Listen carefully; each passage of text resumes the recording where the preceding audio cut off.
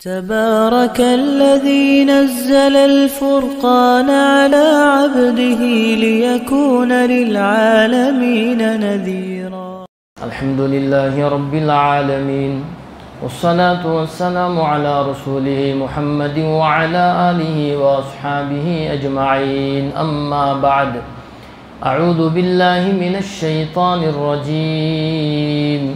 بسم الله الرحمن الرحيم.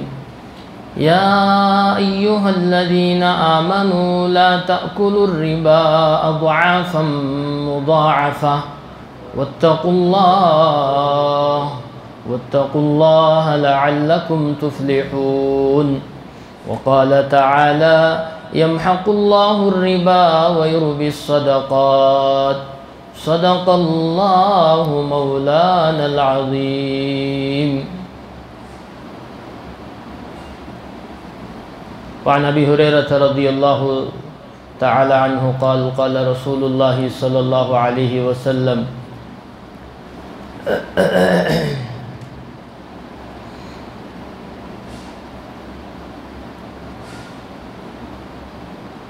سيأتي على الناس زمان لا يبالي المرء ما أخذ منه أي من الحلال من الحرام. رواه البخاری او کما قال رسول اللہ صلی اللہ علیہ وسلم.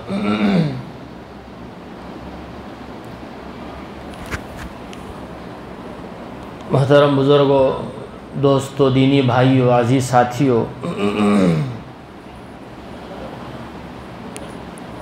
پچھلے جمعہ کے موقع پر آپ حضرات کے سامنے جس موضوع پر کچھ روشنی ڈالی گئی تھی وہ تھی علم کی اہمیت. علم سے متعلق یہ بات عرض کر دی گئی تھی کہ مدارس کی حفاظت ہماری حفاظت ہے، کہ مدارس نہ ہوتے تو کچھ بھی نہ ہوتا اور نہ کچھ بھی ہوگا.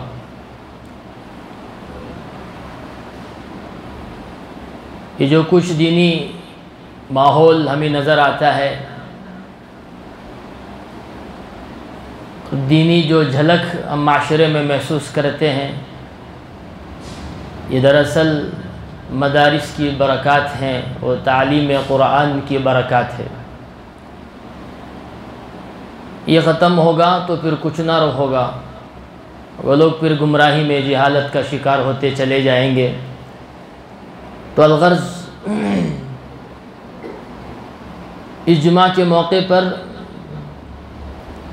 اسی مضمون سے ملتا جلتا کہ علم ہے تو سب کچھ ہے، علمی کے ذریعے سے مدارس ہے، ساری جتنے خیر کے کام ہیں وہ علم ہی سے پروان چڑھتا ہے. کوئی بھی دین کا کام چاہے وہ جتنا بھی مقبول کیوں نہ ہو، اگر اس کا مقصد بنیادی اساس میں اگر علم کو نکال لیا جائے تو پھر وہ کام چاہے وہ دین سے جڑا ہوا ہو یا کسی اور چیز سے جڑا ہوا ہو، اس شعبے میں، اس کام میں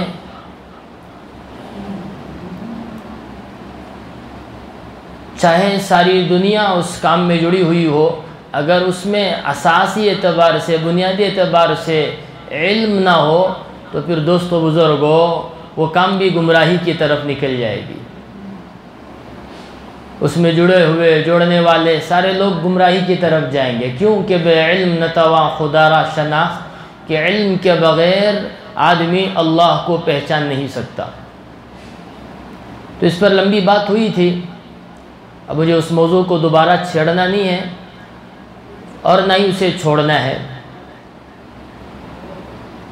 تو اس وقت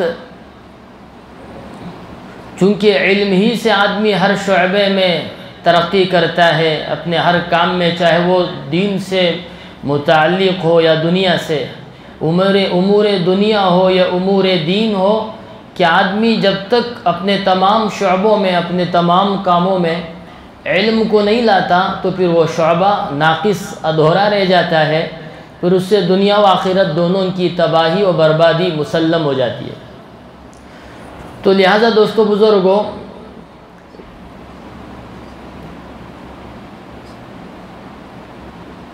دنیا میں مجھے اور آپ کو اللہ رب العزت نے جن ذرائع کے سہارے سے جینے کا سلیقہ بتایا ہے، سمجھایا ہے اور ان کے استعمال کی اجازت دی ہے، ان ذرائع کو ہم اپنائیں گے ضرور،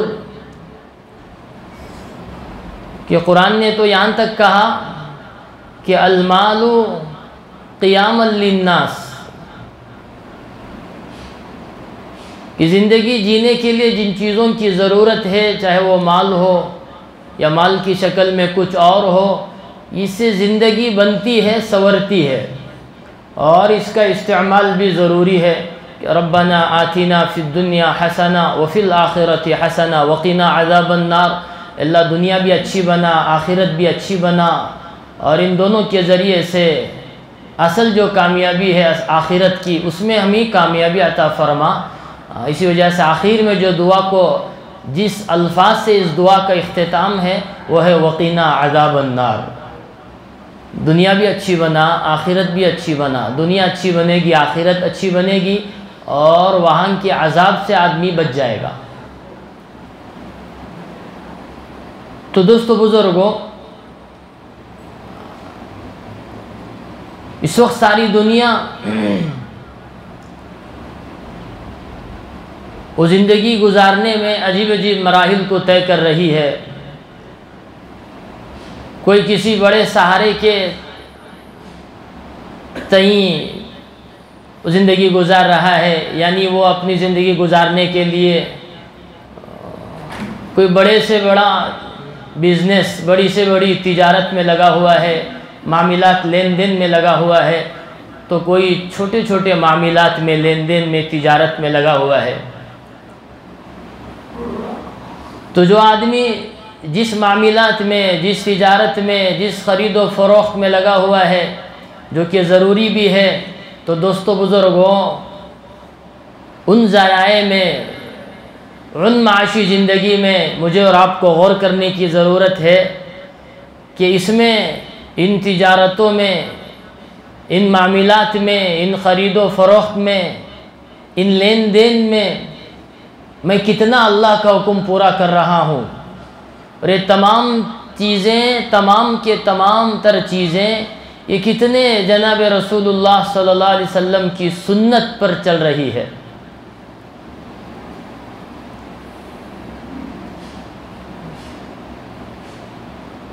قرآن کریم میں دوستو بزرگوں، جگہ جگہ پر دنیا کمانے سے، دنیا کرنے سے، دنیا کے مال و متاع سے فائدہ اٹھانے سے منع نہیں کیا گیا، بلکہ یوں کہا گیا یسألونک ماذا ينفقون، اللہ کے نبی آپ سے یہ پوچھتے ہیں کہ کیا خرچ کریں، تو اللہ کے نبی نے جواباً عرض کیا کہ قل ما انفقتم من خیر فللوالدین والاقربین والیتامی والمساکین وابن السبیل۔ تو پوچھا جا رہا ہے کہ کیا خرچ کیا جائے، اللہ کے نبی اللہ کا جواب ہے، اللہ کے نبی بتلا رہے ہیں، تو اس میں لفظ جو ہے اس مال کو من خیر، خیر، بھلائی، نیکی، بس آدمی کا کمانے کا ذریعہ صحیح ہو، خرچ کرنے کا ذریعہ صحیح ہو، تو پھر یہ مال خیر میں بدل جاتا ہے۔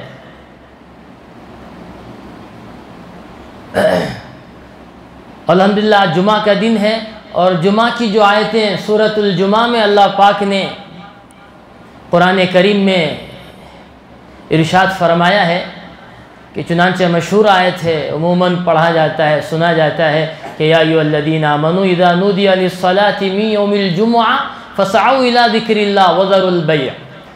جمعہ سے پہلے ایک الگ حکم ہے، جمعہ کے بعد ایک الگ حکم ہے۔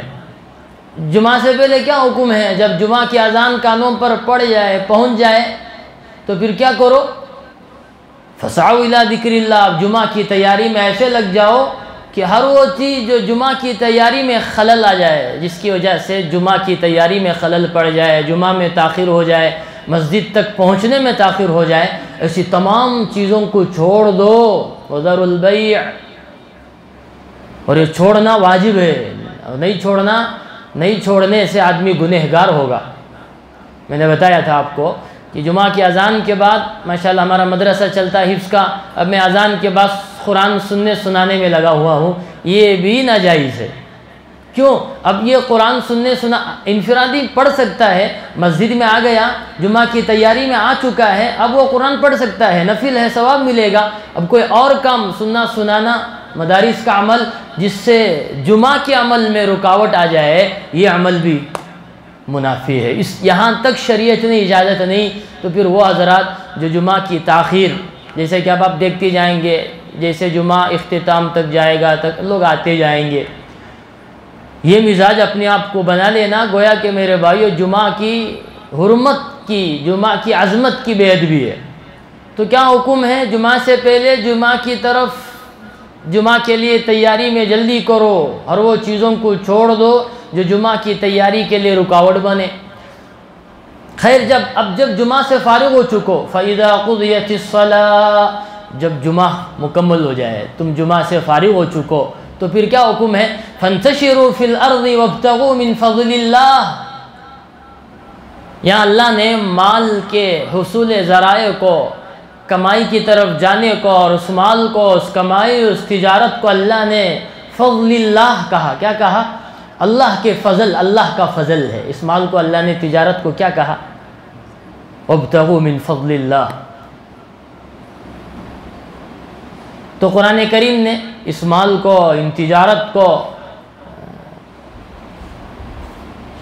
کوئی ناجائز نہیں بتلایا، اسے حصول کرنے کو، اس کے حاصل کرنے کو، کمانے جمانے کو جائز حد تک بالکل ضروری ہے یہ، لیکن ساتھ میں یہ فرمایا اذکروا اللہ کثیرا لعلکم تفلحون۔ ہاں ضرور اللہ کے فضل کو تلاش کرو، لیکن اللہ کو نہ بھولو۔ اذکروا اللہ کثیرا، بھیجا جا رہا ہے دنیا کی طرف، تجارت کی طرف، لیکن کہاں اپنی تجارت میں اللہ کے دین کو اپناؤ، اللہ کو نہ بھولو، تجارتوں میں نماز کو نہ چھوڑو، سچائی کا دامن نہ چھوڑو، نیکی کو نہ چھوڑو۔ کہ کیوں؟ التاجر الصدوق الامین، امانت دار تاجر، سچا تاجر بظاہر وہ جس شکل میں ہے، چھوٹی سے چھوٹی تجارت میں ہے یا بڑی سے بڑی تجارت میں ہے وہ اپنی تجارت میں، لیکن اگر اپنی تجارت میں 100% دین لائے گا، حلال لائے گا، مشتبہات سے بچے گا، اپنی اس تجارت میں اللہ کو راضی کرے گا، تو یہ تجارت اسے کل قیامت کے دن اللہ کے نبی کے ساتھ کر دے گی۔ التاجر الصدوق الامین مع النبیین والشہداء والصالحین، یہ حدیث ہے۔ اس کی تجارت اسے کہاں کھڑا کر دے گی؟ موت کے بعد اس کی تجارت اسے اللہ کے نبی سے ملا دے گی، اللہ کے نیک بندوں سے ملا دے گی، صدیقین، شہداء، صالحین کے ساتھ اس کا حشر ہوگا۔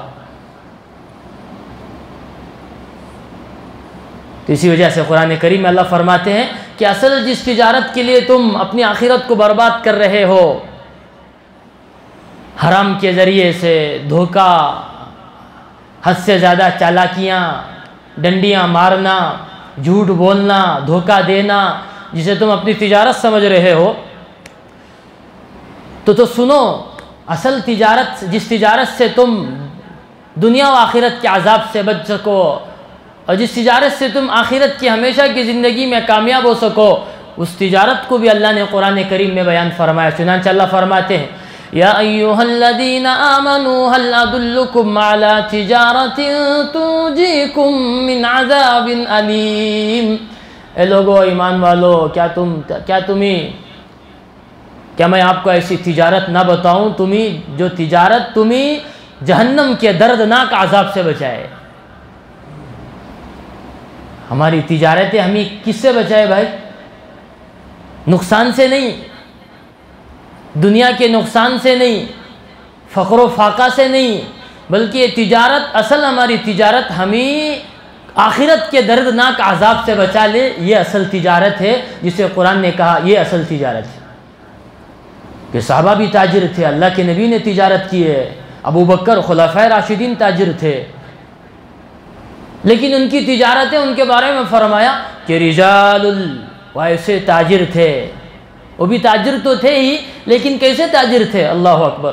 ہم آج کہتے ہیں فلاں تاجر، او ہو، نام لینا مناسب نہیں، مثال کے لیے بھی ان میں سے غیر بھی ہیں، مسلمان بھی ہے، تجارت خوب، اتنا نام، کمپٹیشن ہوتا ہے، بالکل اس کا کیا ہوتا ہے، مسابقہ آرائیاں ہوتی ہیں کہ کس کا اس سال کون کمانے میں سب سے آگے نکل گیا، ورلڈ ریکارڈ بن گیا ہے، تو فلاں کمپنی کا مالک فلاں فلاں فلاں. ان کی تعریفیں کی جاتی ہے، اشتہارات میں، ان اخبارات میں ان کے اشتہارات چھپے جاتے ہیں اور اس پر فخر کرنے لگتے ہیں.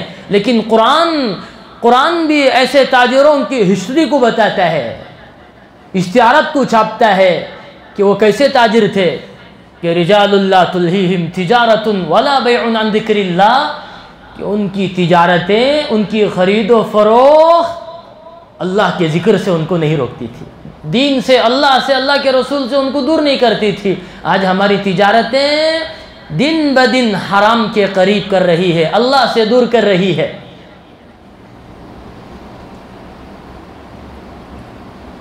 تو دوستو بزرگوں، حضرت ابو ہریرہ رضی اللہ عنہ فرماتے ہیں لوگوں پر ایسا زمانہ آئے گا کہ لا یبال المرء، کہ لوگوں کو اس بات کی پرواہ ہی نہ ہوگی کہ ما اخذ منہ، کہ امین الحلالی امین الحرامی، بخاری شریف کی روایت ہے. اس بات کی پرواہ ہی لوگوں میں احساس ہی ختم ہو جائے گی کہ یہ جو میں کچھ کما رہا ہوں، یہ جو کچھ میں حاصل کر رہا ہوں، میرے لیے، اپنے گھر کے لیے، اخراجات کے لیے، بیوی بچوں کے لیے، کیا یہ اس کا تعلق حلال سے ہے یا حرام سے ہے؟ آدمی اس بات سے صرف نظر مدہوش ہو کر ایسا جمانے میں لگ جائے گا کہ بس ایک ہی دھن ہے کہ بس آئے، کیسے بھی آئے، بس آنا چاہیے، حلال آئے کہ حرام آئے. نام ہونا چاہیے، جیسے بدنام ہو کے، یا نام اچھا نام ہو یا بدنام ہو، نام ہونا چاہیے، ایسا ہی کام ہونا چاہیے، پیسے آتے رہنا چاہیے، رکنا نہیں چاہیے، چاہے وہ حلال سے آئے یا حرام سے آئے.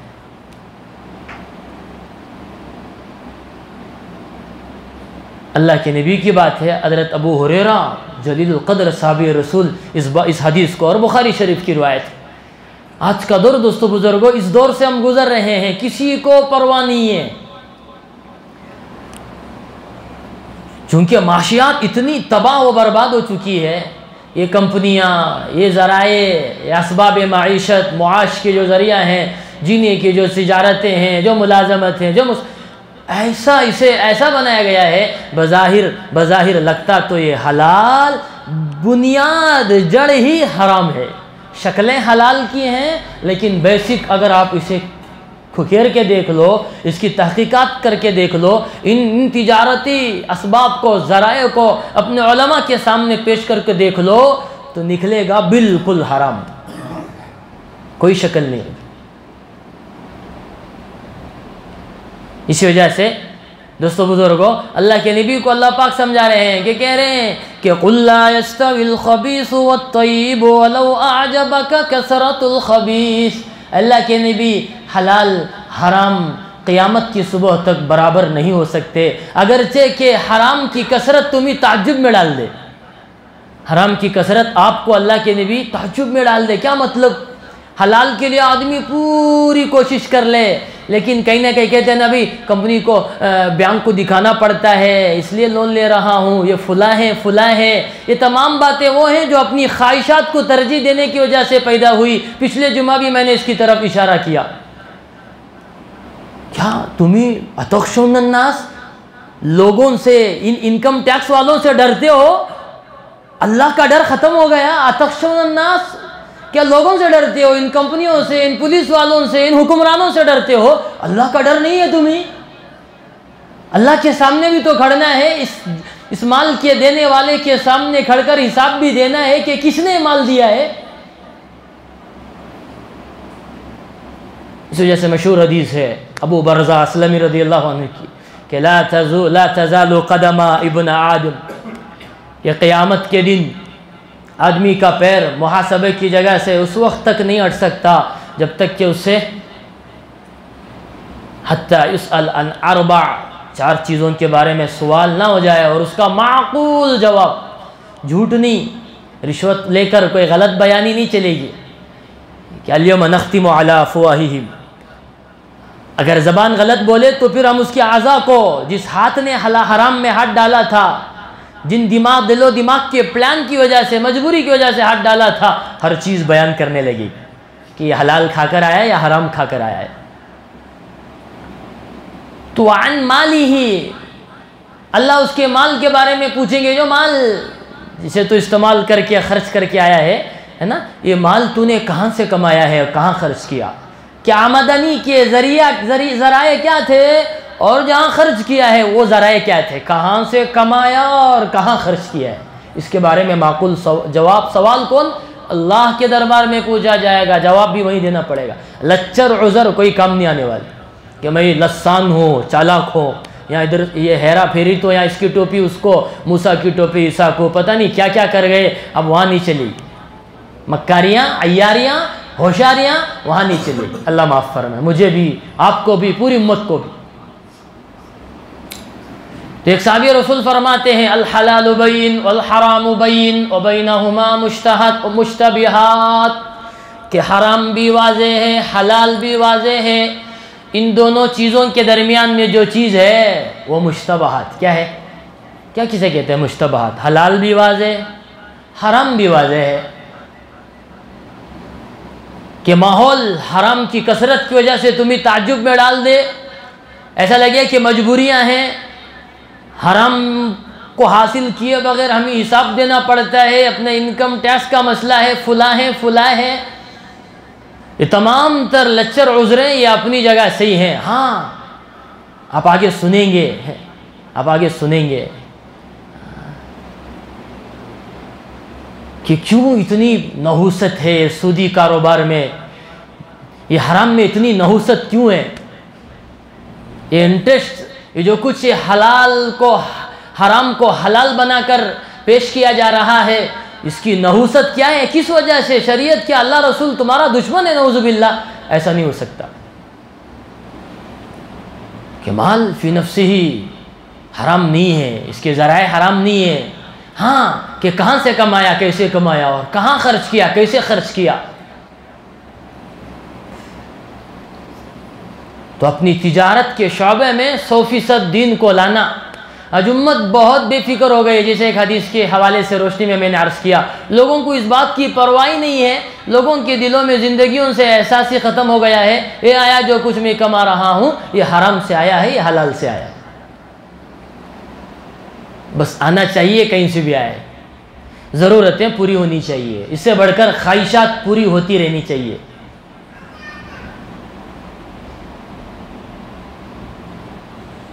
تو دوستو بزرگو، حلال بھی واضح ہے، حرام بھی واضح ہے، فرمایا وبینہما مشتبہات وکثیر من الناس لا یعلمها، اکثر لوگ ان دونوں کی پرکھ نہیں رکھتے۔ اللہ کے نبی، حلال حرام کبھی برابر نہیں ہو سکتے، جس طرح لا یستوی الاعمی والبصیر، اندھا بینا اور نابینا برابر نہیں ہو سکتے، لا یستوی الاحیاء ولا الاموات، جس طرح زندہ مردہ برابر نہیں ہو سکتے، لا یستوی الذل ولا الحرور، لا یستوی الذین یعلمون والذین لا یعلمون، جاننے والے نہ جاننے والے برابر نہیں ہو سکتے، دن و رات برابر نہیں ہو سکتا، اسی طرح قیامت کی صبح تک حلال و حرام برابر نہیں ہو سکتا، یہ حلال ہے، یہ حرام ہے، تمہیں سمجھ میں آئے تب بھی یہ حرام ہے، نہ سمجھ میں آئے یہ تمہاری اپنی غلطی ہے، میری اپنی غلطی ہے، میں نے اس کی تحقیق نہیں کی، اس کے بارے میں مسئلہ پوچھا نہیں، پچھلے جمعہ میں نے کہا نہیں جانتے ہو تو پوچھو، ہر چیز پوچھتے ہو، چھوٹی چھوٹی چیزیں مشورے کرتے ہو، آخر کیا مجبوری ہے کہ دین کے بارے میں مشورے کرنے کو شرم محسوس کرتے ہو، عار محسوس کرتے ہو، اور خوشی خوشی حرام میں مبتلا ہو جاتے ہو۔ حضرت یہ آفر سمجھا، یہ فلاں بڑا اچھا آفر ہے، فلاں ہے، نہیں، بظاہر دکھنے میں میرے اور آپ کے سمجھ میں ایسا لگتا ہے یہ حلال ہے، نہیں، شریعت کہتی ہے یہ حرام ہے، شریعت کیا کہتی ہے؟ یہ حرام ہے۔ آگے فرمایا جو اللہ کے ڈر سے ان مشتبہات کو چھوڑ دے، کسے کہتے ہیں مشتبہات؟ حلال، جس کا حلال واضح نہ ہو، جس کا حرام ہونا واضح نہ ہو، یہ حلال ہے حرام ابھی مشتبہ ہے، معلوم نہیں ہوا ہے ابھی کہ شاید یہ نئی چیز آئی ہے مارکیٹ میں، لون فلاں، یہ انٹرسٹ کا فلاں معاملہ، اب اس کے بارے میں وضاحت میرے سامنے نہیں ہے، بظاہر میری یہ بات میں سمجھ میں آ گئی، اس وجہ سے میں مفتی بن کر اس چیز کو لے لوں، تو یہ مشتبہات ہے۔ جو اللہ کے ڈر سے ان چیزوں سے رکا، مشتبہات سے، گویا کہ اس نے اپنے آپ کی، اپنے ایمان کی، اپنی عزت کی، اپنے آبرو کی اور اپنے دین کی حفاظت کر لیا۔ ومن وقع فی المشتبہ، آگے کہا جو بغیر تحقیق کے ان مشتبہات میں پڑ گیا، گویا کہ وہ حرام میں مبتلا ہو گیا۔ کس میں پڑ گیا وہ؟ وقع فی الحرام۔ کس میں پڑ گیا وہ؟ نہیں پوچھنے کی وجہ سے، تحقیق نہ کرنے کی وجہ سے وہ حرام میں مبتلا ہو چکا۔ اللہ کے نبی کی زبانی یہ حدیث سنا رہا ہوں۔ ہم لوگوں میں تحقیقات کا جذبہ ختم ہو گیا، پوچھتے ہی نہیں کہ میں فلاں کمپنی میں ہوں، اس کمپنی کا یہ ہے اصل بنیاد، یہ ہے۔ نہ جانے میں، نہ انجانے میں، جہالت میں، نادانی میں لوگ سودی کاروبار میں مبتلا ہو رہے ہیں۔ انٹرسٹ جسے کہتے ہیں، سود، اللہ اکبر۔ فتح مکہ کے موقع پر سود کے حرمت کے، عربوں میں جیسے شراب گٹی میں سودی لین دین، اور سب سے بڑے گویا کہ منسٹر تھے حضرت عباس حضور کے چچا، اس کاروبار سب سے زیادہ حضرت عباس حضور کے چچا سنبھال رہے تھے، خوب زوروں پر تھا ان کا کاروبار، سارے لوگوں کو انہوں نے قرض دے رکھا تھا انٹرسٹ پر، اتنا مشکل ہو گیا تھا۔ ابھی ایمان لائے، اب ان کا کاروبار چل ہی رہا ہے اسی پر، ان کا پورا گھر چل رہا ہے اسی پر، اسی وقت آیت نازل ہو گئی، کیا کہ نہیں، سود حرام ہے۔ آج کے بعد سے سود کیا ہے؟ حرام۔ اللہ کے نبی سنا ہے، اور اللہ کے نبی کے سامنے مجلس میں حضرت عباس چچا بیٹھے ہیں، ادھر سے اشارہ کر رہے ہیں کہ 2 دن اے محمد دیجئے، 2 دن کا موقع دے دو، جتنا سود ہے ایک ایک سے جو ہے اسے حساب لگا کر جہاں تم کہو وہاں خرچ کر دوں گا۔ چچا تھے، بڑے تھے، لیکن اتنا ادب کرتے تھے اللہ کے نبی کے بارے میں، روایت اللہ کے نبی سے، اللہ کے نبی کا ادب احترام، جو محبت تھی کہ روایتوں میں آتا ہے قیامت تک کے لیے انہوں نے پیغمبر کی عظمت، مجلس کے ادب احترام، نبی کا ادب کیسا ہوتا ہے، قیامت تک کے لیے امت کو بتا دیا۔ کس واقعے سے؟ اس ایک موقع پر اللہ کے نبی کی مجلس میں بیٹھے ہیں، کسی نے آ کر سوال کیا حضرت عباس سے، اے عباس تم بڑے ہو یا اللہ کا نبی؟ یہ تو تمہارا محمد بھتیجا یہ بڑا ہے۔ آج کے بچے آج کے ہوتے تو ہاں فوراً کہتا، اگرچہ کہ عمر میں عباس چچا ہیں، بڑے ہیں، ہاں میں بڑا ہوں۔ بڑا بننے کا ایسا جنون ہے لوگوں میں، دوستو بزرگوں، اللہ بڑے بول سے، بڑی سوچ سے، بڑے بننے سے حفاظت فرمائے۔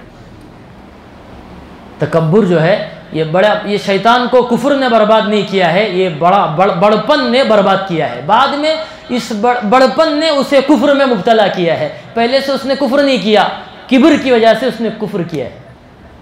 تو حضرت عباس کا جو جواب ہے، اللہ اکبر، حضرت عباس نے کہا کہ ہاں کہ یہ جو اللہ کے نبی ہی بڑے ہیں۔ کیا کہنے لگے حضرت عباس؟ بڑے تو اللہ کا نبی حضرت محمد صلی اللہ علیہ وسلم ہے، ہاں بس اتنی سی بات ہے، میں پیدا کچھ دن پہلے ہو گیا تھا، میں پیدا پہلے ہو گیا تھا، بس اتنی سی بات ہے، میں پیدا پہلے ہو چکا تھا، اس کے علاوہ بڑے تو یہ ہمارا نبی ہے، یہ میرا نبی ہے، یہ بڑے ہیں۔ تو مفسرین لکھتے ہیں، محدثین لکھتے ہیں، یہ جو جملہ ہے قیامت تک کے لیے اللہ کے نبی کی عظمت کے کیسا ہونا چاہیے ساری امتی کو سکھلا دیا ہے کہ یہ ہے، حالانکہ بڑے تو وہی تھے عمر میں، لیکن بتلا دیا کہ یہ عظمت۔ تو دوستو بزرگوں، انہوں نے کہا کہ ابھی 2 دن کا موقع دو محمد، سارا حساب کیا کروں گا، چکتا کر کے جہاں آپ کہو وہاں سودی کاروبار جتنا آیا ہے انٹرسٹ سب لگا دوں گا۔ اللہ کے نبی نے سن کر مسکراتے ہوئے کھڑے ہو کر اسی مجلس میں اعلان کیا، جتنی زمانے جاہلیت جتنا سود ہے وہ سب میں ختم کرتا ہوں، اور میں نبی محمد اعلان کرتا ہوں، میرے چچا عباس کا جو جتنا بھی سود ہے ایک ایک کا، سب میں اپنی طرف سے ہر ایک کا سود انٹرسٹ معاف کر چکا ہوں۔ چچا ہیں، کھڑے ہو گئے، ارے مجھ سے پوچھے بنا کیوں کیا؟ نہیں، اتنی محبت کرنے والے کیسے خلاف جا سکتے ہیں؟ کہا کہ جس کاروبار، جس سود کو اللہ کے نبی معاف کر دے، اس میں عباس کی کیا رائے ہو سکتی ہے؟ چپ، سب کچھ ختم، حساب لگا کے وہیں ختم کر دیا کہ کہاں حرام ہے تو حرام۔ آج کہتے ہیں بھائی وہ سنگل انٹرسٹ حرام ہے، ڈبل نہیں ہے۔ یہ اپنی ذات کے لیے لینا حرام ہے، تجارت کے لیے لے سکتے ہیں، کمپنی کا مسئلہ ہے، فلان کے لیے حساب دینا ہے، گاڑی کے لیے ہوم لین، ہوم انٹرسٹ، ہیلتھ انٹرسٹ، پتہ نہیں کیا کیا۔ میرے بھائیوں نہیں کیا دنیا ابھی 2020 یا ابھی کچھ سال 2020 سے پہلے سمجھو 1950 کے بعد نہیں چلی ہے، دنیا تو بہت پہلے سے چلتی آئی ہے۔ یہ بینکوں سے پہلے بھی دنیا جی ہے، مر کر گئی ہے، ایسا نہیں کہ ہم ہی جی رہے ہیں 5G 6G والے، ہم ہی جینا آتا ہے کہ لیٹسٹ دور چل رہا ہے کہ جینا تو ہم کو آتا ہے، پہلے والوں کو کچھ نہیں آتا تھا، ایسا نہیں ہے۔ کہا قیامت کا سب سے بدترین دور یہ ہے کہ لوگ پہلے والوں کو برا بھلا کہیں گے، کہ لوگوں کو پہلے والوں کو کچھ سمجھ بوجھ کچھ تھا نہیں، وہ لوگ اتنے بڑے آفرز کو انہوں نے ٹھکرایا، اگر وہ بینک کا سہارا لیتے تو ایسا جی لیتے، نہیں، وہ ان تمام چیزوں سے عاری تھے تو بڑے خوش، بڑے اچھے حالت میں زندگی گزار کر چلے گئے۔ آج ہم کو ان لالچوں نے اس حرام میں ایسا مبتلا کر دیا کہ ایک دفعہ حرام کے قریب چلا گیا وہ حرام میں مبتلا ہو گیا۔ اسی وجہ سے قرآن کہتا ہے کہ جہاں یہ چیزیں ہیں اس کے قریب بھی مت جاؤ، کرو نہیں کہا، ولا تقربوا الزنا، زنا نہ کرو نہیں کہا، چوری نہ کرو نہ کہا کہ بھی زنا کے قریب بھی نہ جاؤ۔ کیوں؟ قریب جاؤ گے ان تمام چیزوں میں، ربا کے، یہ سود کے قریب جاؤ گے تو ضرور ملوث ہو جاؤ گے اور حرام میں پڑ جاؤ گے۔ بونڈری لگا دی، وَتِلْكَ حُدُودُ اللَّهِ وَمَن يَتَعَدَّ حُدُودَ اللَّهِ فَقَدْ ظَلَمَ نَفْسَهُ۔ یہ اللہ کے حدود ہیں، یہ باؤنڈریز ہیں، جو اس کے قریب آئے گا اسے پامال کرے گا، اس کو پھلانگے گا، گویا کہ اپنا نقصان ہے، اپنی بربادی ہے۔ فقد ظلم نفسه، وہ ظالم ہے اپنے آپ کا، اپنے ظلم، اپنے نفس کا۔ اس وجہ سے میرے بھائیوں اللہ کے لیے سمجھیں، شریعت کو سمجھیں، صحیح دین کو سمجھیں، اپنی تجارت میں، لین دین میں، خرید و فروخت میں دین کو، صحیح دین کو لائیں۔ اور جہاں زمانہ جا رہا ہے اللہ کے لیے زمانے کے بہاؤ میں اپنے آپ کو نہ بہائیں، اپنے مال کو، اپنی صلاحیت کو، نئی فکریں، نئی سوچ، کہ اتنے ذرائع نہیں تھے تو گویا کہ کیا اللہ کے نبی، نعوذ باللہ، اس بات کا علم اللہ کے نبی کی شریعت میں نہیں تھی؟ کیوں کہا شریعت نے؟ نبی کا دور اس وقت تک منحصر، لیکن نبی کی شریعت اس دور کے لیے نہیں، قیامت تک کے دور کے لیے۔ جتنی تجارتیں قیامت تک آئے گی، وَيَخْلُقُ مَا لَا تَعْلَمُونَ، جتنی تجارتیں، جتنی ذرائع قیامت تک پیدا ہوتی رہیں گی، اللہ کہتے وہ اللہ کے علم میں ہے، اس وقت کے لیے ساری شریعتیں متعین ہو گئی۔ الدین ما شرع، دین وہ جو شریعت میں ہے، میں جو سمجھو دین نہیں۔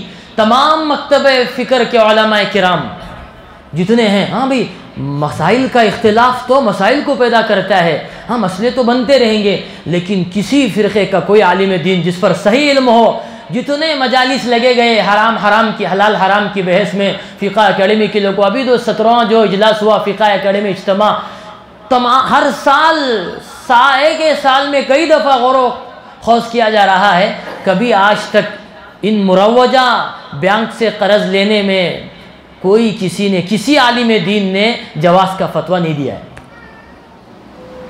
میرے بھائی آپ سن کر دنگ رہ جائیں گے، یہ جو خنزیر ہے جس کی حرمت کا اتنا خطرناک حرام ہونے کا، اس پر سختی کا قرآن تشدد کے ساتھ اعلان کرتا ہے، کہا انما حرم علیکم المیتۃ والدم ولحم الخنزیر، نجس ہے، حرام، عین حرام ہے، لیکن کہا یہ حرام بھی، مردار خون بھی ایک موقع پر جائز ہو جاتا ہے۔ کب؟ فمن اضطر فی مخمصۃ غیر باغ ولا عاد فلا اثم علیہ۔ اب کہا مجبور ہے، بھائی آپ کو جو باہر بیٹھے ہیں، بھائی کیا نام ان کا، وہ بھائی کرسی میں بیٹھے ہیں، بلا ان کو، آپ کو کچھ عذر ہے تو نیچے بیٹھو آرام سے، ماشاء اللہ کیا انداز ہے آپ کا۔ تو کیا کہہ رہا تھا میں میرے بھائیو، خون حرام، اس کے بارے میں قرآن کہتا ہے حرام ہے، لیکن کہتا ہے ایک موقع پر وہ بھی جائز ہے۔ کب؟ آدمی مرنے کے قریب ہو جائے، حلال نہیں مل رہا ہے، کہیں ایسے وقت ایسے جنگل میں، ایسے حالت میں پہنچ گیا، اب حرام سامنے پڑا ہے، اس کے اگر وہ نہیں کھائے گا تو مر جائے گا، تو شریعت کہتی ہے بقدر زندگی جان بچانے کے لیے تھوڑا کھا لے، اس پر توبہ استغفار کر لے، اگر کھائے بھی نہ مر گیا تو گنہگار مرا۔ کیوں؟ جان بچانا فرض ہے۔ اب ایسے موقع پر وہ حرام کھا سکتا ہے، لیکن کہا چاہے زندگی کی کتنی بھی مجبوری ہو، سود کھا کر نہ مرو، سود کھا کر نہ مرو۔ کیوں؟ یا ایھا الذین آمنوا اتقوا اللہ وذروا ما بقی من الربا ان کنتم مؤمنین۔ شراب پر، شرک کے علاوہ جتنے بڑے بڑے گناہ ہیں اس کے کرنے پر، مرتکب ہونے پر قرآن یہ نہیں کہہ رہا ہے کہ اللہ رسول سے اعلان جنگ ہے، لیکن سود خور سے اللہ اور اس کا رسول براہ راست یہ کہہ رہے ہیں کہ سود خور بجائے وہ سود کھا رہا ہے لیکن وہ اللہ رسول سے جنگ کا اعلان کر رہا ہے۔ اس کی دشمنی سب سے پہلے اللہ سے، اس کے رسول سے ہے۔ فَأْذَنُوا بِحَرْبٍ مِّنَ اللَّهِ وَرَسُولِهِ، سورہ بقرہ کی آیتیں ہیں، تلک رسول کی 3 پارے کی۔ ایمان والو سود سے بچو، یمحق اللہ الربا ویربی الصدقات۔ کیوں؟ اللہ سود کو مٹاتا ہے، صدقات کو بڑھاتا ہے۔ احل اللہ البیع وحرم الربا، کہ سود کبھی بھی جائز نہیں، کسی موقع پر بھی جائز نہیں۔ اسی وجہ سے انس بن مالک بڑے فقیہ امام گزرے ہیں، ان کے سامنے ایک مسئلہ آیا، کسی نے دیکھا کہ ایک آدمی شراب میں مست ہو کر، آدمی شراب پیتا ہے تو عقل ختم ہو جاتی ہے، وہ شراب کے نشے میں کیا کر رہا ہے؟ چاند کو پکڑنے کی کوشش کر رہا ہے۔ کسے پکڑنے کی؟ پتہ نہیں کیا کیا عجیب عجیب گدونی حرکتیں کرتے ہیں، شراب کے نشے میں وہ چاند پکڑوں گا، چاند کو توڑوں گا، لاؤں گا۔ اب اسے دیکھ کر ایک آدمی کہنے لگا، ارے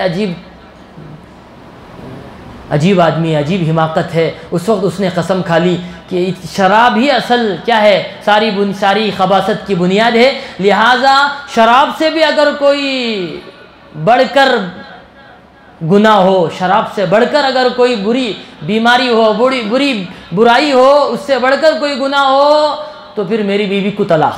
اس نے کیا کہا کہ گویا کہ شراب سے بڑھ کر کوئی گناہ نہیں ہے، اگر گناہ ہے تو پھر میری بیوی کو طلاق۔ یہ مقدمہ حضرت انس بن مالک کے یہاں پہنچا تو انہوں نے کہا کہ پہلے دن وہ آیا، چونکہ سب ہم کہہ رہے ہیں کہ میری بیوی ہاتھ سے نکل جائے گی، آپ کہو 1 دن 2 دن 3 دن تک کہا کہ میں غور و فکر کروں گا شریعت میں۔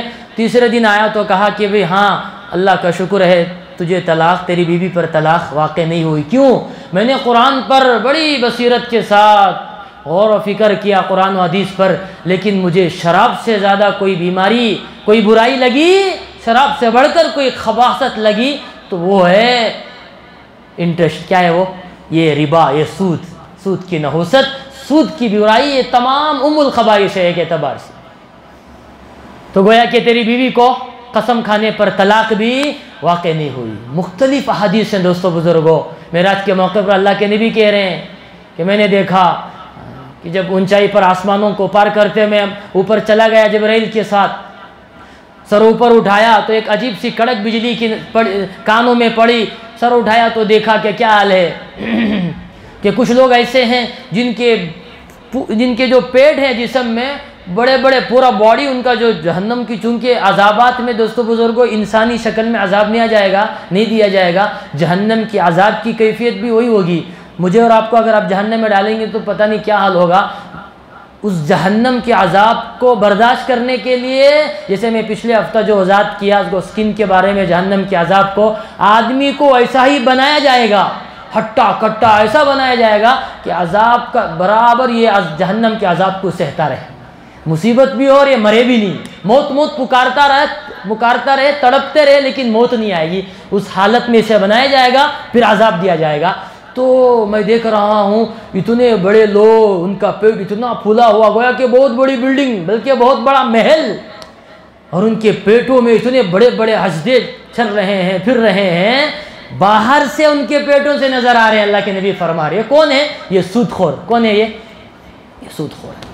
ایک دوسری حدیث جس میں اللہ کے نبی نے فرمایا، حضرت جبرائیل میکائیل آئے اور مجھے لے گئے ایک ارض مقدسہ بابرکت زمین میں، اور میں نے دیکھا کہ پورا خون کا ایک دریا ہے، ایک آدمی خون میں لت پت ہے اور تیر رہا ہے، اور ایک آدمی بغل میں باہر کنارے پر کھڑا ہے، پتھروں کا ذخیرہ اس کے پاس ہے، وہ پتھر اسے جب بھی وہ باہر نکلنے کے لیے کنارے پر آتا ہے اس کے منہ میں زور سے پتھر مار رہا ہے، وہ تڑپ کر پھر درمیان میں جا رہا ہے، جب بھی وہ آ رہا ہے نکلنے کے لیے کوشش کر رہا ہے، یہ بندہ اسے جو باہر کھڑا ہے پتھر دے مار رہا ہے۔ کہا یہ کون؟ یہ سود خور ہے۔ یہ کون ہے؟ یہ سود خور۔ اللہ کے نبی نے فرمایا سود کے 73، یہ حدیث نبی کی ہے اس لیے بتا رہا ہوں، ورنہ یہ جرأت نہیں ہوتی کہ مسجد میں اس حدیث کو کیسے بتائیں۔ کہا 73 سے زیادہ سود کے باغ میں ہیں، ان میں سب سے کم درجہ سود کا کوئی اگر اپنی ماں سے زنا کر لے اس سے بھی خطرناک ہے۔ ایک زنا اتنی بڑی نحوست نہیں، ایک روایت میں 33 ایک روایت میں 36 مرتبہ زنا کرنے کے برابر ہے یہ ایک سود. اور کہا جس کے پیٹ میں من اکلہ لحم، جس کے پیٹ میں حرام کا نوالا چلا جائے، اولا بالنار، گویا کہ اس کا بدن اولا بالنار، وہ اس بات کا زیادہ قابل ہے کہ آگ کا ایندھن گویا کہ وہ کھا رہا ہے، آگ کا یہ مستحق ہے. کتنی احادیث ہیں میرے بھائیو، کثیر تعداد میں حدیثیں ملتی ہیں جس میں اللہ کے نبی نے اس کی وضاحت کی. یہاں تو فرمایا جب کسی قوم کو اللہ ہلاک و برباد کرنے کا ارادہ کرتے ہیں تو اس میں سود کو عام کر دیتے ہیں. کسے عام کر دیتے ہیں؟ سود عام ہو جاتا ہے. میرے بھائیو ہمیں سمجھ میں آئے نہ سمجھ میں آئے، جسے ہم کہتے ہیں نہیں یہ نہیں ہے، عقل کے دائرے میں جسے ہم سمجھتے ہیں سود نہیں ہے، ڈبل سود نہیں ہے، یا فلاں اپنے لیے لے نہیں سکتے، تجارت کے لے سکتے ہیں، تمام تر چیزیں غلط ہیں. چونکہ سود کی آیتیں اس وقت نازل ہوئی ہیں جب یہی چیزیں عربوں کے گھٹی میں پڑی ہوئی تھی، اس وقت یہ آیتیں نازل ہوئی تھی. اللہ کے نبی کی احادیث اور کثیر التعداد آیتیں قرآن حدیث کی یہ قطعی دلیلیں ہیں اس کے حرام ہونے پر. میرے بھائیو ایک آیت ہی کافی تھا، یہ میرے بھائیو بے شمار آیتیں اس بات کی شاہد عدل ہیں کہ قیامت تک کے لیے یہ جو سود ہے یہ حرام ہی رہے گا، اس کی کوئی صورت یہ جائز نہیں ہو سکتا.